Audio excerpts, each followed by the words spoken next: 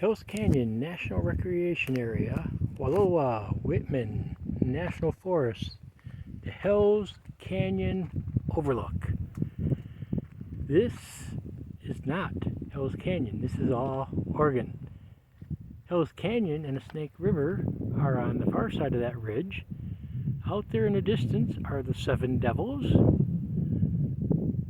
Got a couple of creeks over here that lead into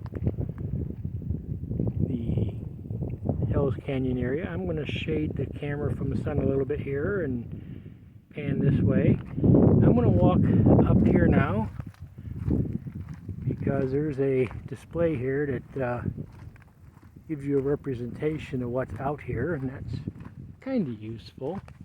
One thing you won't see from there is that W shape down there.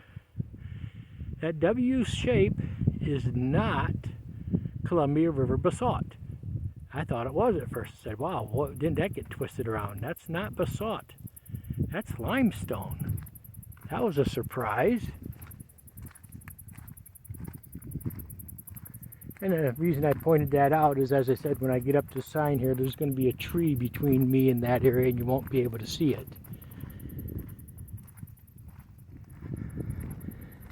But now we can look south upriver into the Hills Canyon and this little canyon on this side here as well. Now as we come back over here to this map, as you see up here, we have Idaho in the distance, Oregon in the foreground, and this is McGraw Creek here.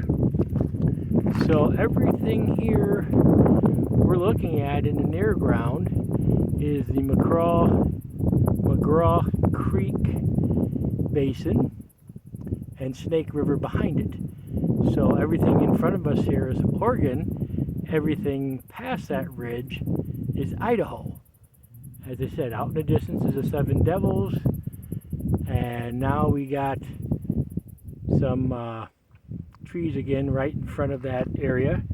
But that's why I was mentioning it here, because we look here on the map, you can see that W area here is marked as being Martin Bridge limestone, just like Martin Bridge limestone is up here near the top of the peak, it looks like. And in the distance is Kinney Creek and Allison Creek. So Kinney Creek and Allison Creek are those two creeks there that drop down into the Snake River. Echoes Creek is this one over here. And all this area here in Idaho is called the Wild Sheep Creek Formation. Why it's called that, I have no idea, but apparently there's a Wild Sheep Creek out there somewhere is all I can say. So this area here is either a continuation of the McGraw Creek area, or it's not marked on the map for what it is. It does say perhaps there's more of the limestone down in that area, but clearly there's a fair amount of limestone in here with the Columbia River basalt, and that was something I didn't know about. The other thing I didn't know about, it's only 10 miles across. The Grand Canyon is closer to 20 miles across. But while I was down in the Snake River Canyon, I have to say, while you're in the canyon, it does not look this big from down in the canyon. You are only seeing the close walls. You're not seeing the far walls. So while you're in the canyon, it does not look anywhere near this huge.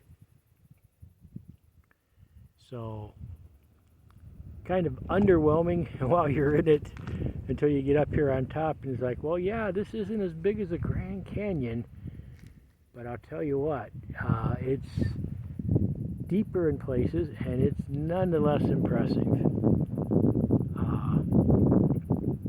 Great view, great day to come up here. On the way up, I saw some of the aspen turning yellow, and that's a sign it's probably time for me to head south until I decide I'm not going to be someplace where I'm going to be in a tent.